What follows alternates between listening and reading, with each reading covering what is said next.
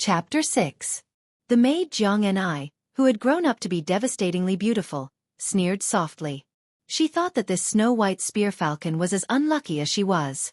This kind of rare flying feather only existed in the snowy lands north of Jinzhou. If a hunter could catch one, he would be spared from death except for treason.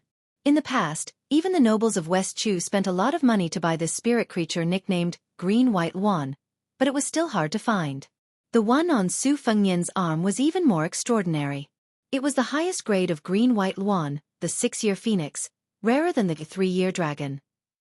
In the Yongzhou region of Liang, there was once a master of a noble family who offered 1,000 taels of gold and 3 beautiful women in exchange for Little White. But he was scolded by the domineering Su Fengnian to get lost. That noble, who could get whatever he wanted, was undoubtedly rebuffed. Su Fengnian snorted, "Su Xiao, let me ask you, if my son is being bullied, what should I do as a father?" De Zhugua smiled and said matter-of-factly, "Naturally, I'll exterminate them. If that's not enough, I'll take their wives and concubines as cattle and squander all their wealth in an instant." Jiang and I, who hadn't left the tide-listening pavilion, had a gloomy expression, unable to hide the bone-piercing hatred in her limpid eyes. Su Fengnian took out a small piece of paper from his bosom.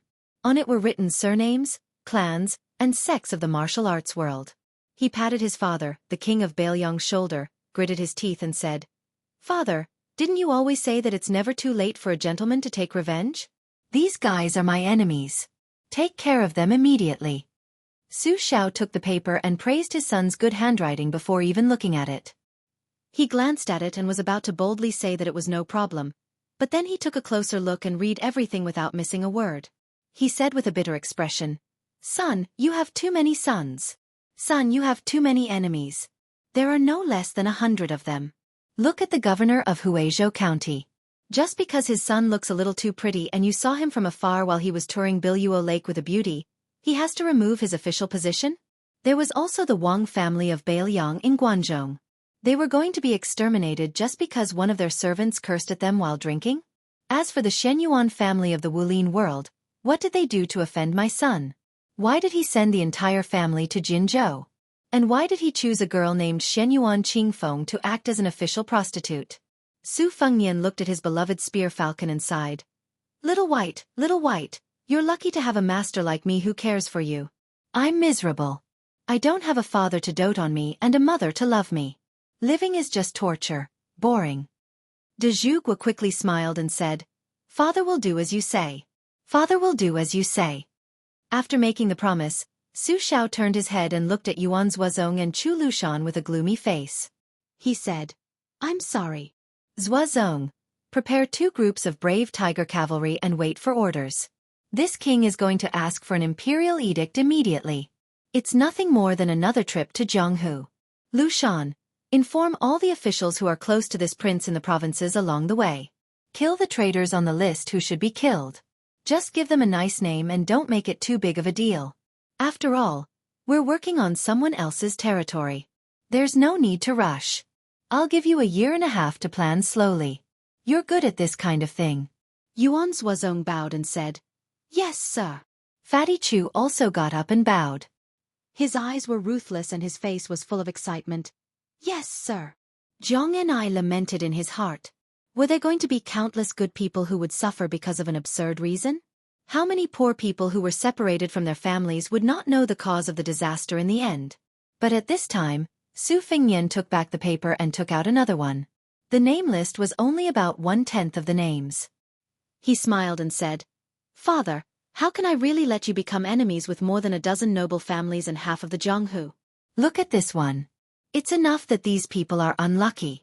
The officials are all corrupt officials, and the people are all rebels. Killing them is justified, and doing justice for the heavens will definitely accumulate good karma, better than building a 700-floor pagoda." Su Xiao was relieved. Seeing that his son was going to get angry again, he immediately took the second paper with a serious face and nodded. "Since that's the case, there's no need to make a big fuss. Within a year, I'll make sure that you won't be annoyed by what you don't see. My son is really filial. You know how to solve your father's worries and accumulate virtue." Su Fengnian threw the half-orange that Su Xiao personally peeled into his mouth and said vaguely, "Of course." Su Xiao gave his adopted son, Chu Lushan, a fierce look.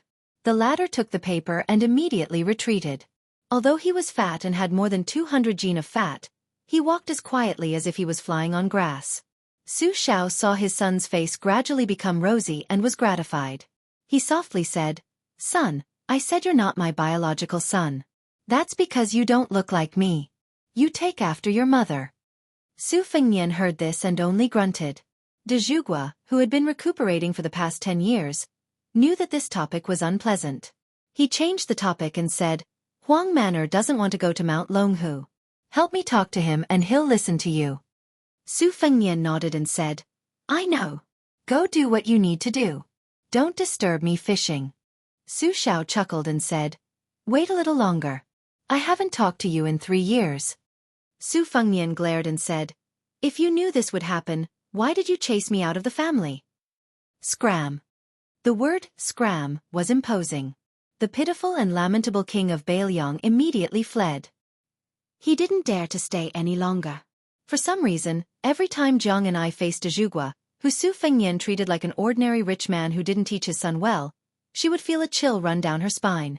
She didn't dare to show the slightest bit of killing intent towards this man who deserved even more hatred than Su Fengnian. At first, she thought it was because she was timid. However, the older she grew, the braver she became, the more she didn't dare to act rashly. It was as if this butcher, who had charged into the royal palace on horseback, was the most terrifying person in the world.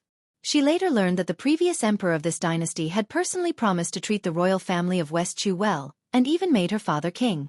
However, Su Xiao still stabbed the West Chu emperor to death in front of Jiang and I, who was nestled in her father's arms. Her kind father, who preferred poetry over war, then threw a piece of white silk to her mother. Jiang and I, the Taiping princess, whose real name was Jiang Si, had never understood the butcher Su Xiao. She had told her mother, who had originally wanted to live, "If you don't want to become his plaything, then kill yourself." However, the cycle of karma was not pleasant. This cruel and merciless man had 2 useless sons. One was a fool, and the other was a dandy with no ambition. The fool was born with great strength. However, even so, he couldn't be the backbone of Bailiang's 300,000 iron cavalry. Jiang and I was going to kill Su Fengnian, who was going to inherit the title of king in the future. In this way, no matter how powerful Su Xiao was, he would inevitably fall apart one day. Therefore, Jiang and I was willing to wait and live. Su Fengnian waved his arm and dispersed the green and white luan in his hand. He threw away the small piece of Sichuan brocade that had a hole dug out by the sharp claws. He smiled at the martial god of Bailiang, Yuan Zuozong, who had been standing respectfully at the side, and said, "Brother Yuan Zuozong, you should go and rest." Yuan Zuozong, who had never heard this intimate address, was stunned. He hesitated for a moment and then bowed and left. The tide listening pavilion was finally quiet. Looking out, one could see the picturesque scenery. Su Fengnian didn't pick up the fishing rod. Instead, he reclined on the couch and said softly, "Jiang and I, if you have the chance, you should go out and take a look." The captive princess, who didn't delve into the meaning of this, smiled disdainfully and said, "His Royal Highness' trip this time will cause a group of people to suffer an unexpected calamity. What a big deal. No wonder he is the young master of the Pillar State." Su Fengnian turned his head and said with a smile, "If not, would I be able to erase your chastity mark?" The corner of Jiang Ni's mouth curled up in disdain. It evoked a monstrous hatred. If it could be weighed on a scale, it would be 1,000 catties of hatred. Su Fengnian smiled and said, "Do you know that when you are angry, you look exactly the same as when you are happy? You have 2 little dimples. I like this part of you the most. So when you kill me later, I will take a few more glances." Jiang and I said expressionlessly, "Just wait. The next time I kill you, I will smile the happiest." Su Fengnian sat up straight. He took out a handful of bait from a phoenix-carved glass basin and threw it into the lake outside the railing. Countless koi fish jumped out of the lake. Looking at this lively scene, His Royal Highness, who had his back to Jiang and I, said with emotion, "That will certainly be the most moving scenery in the world."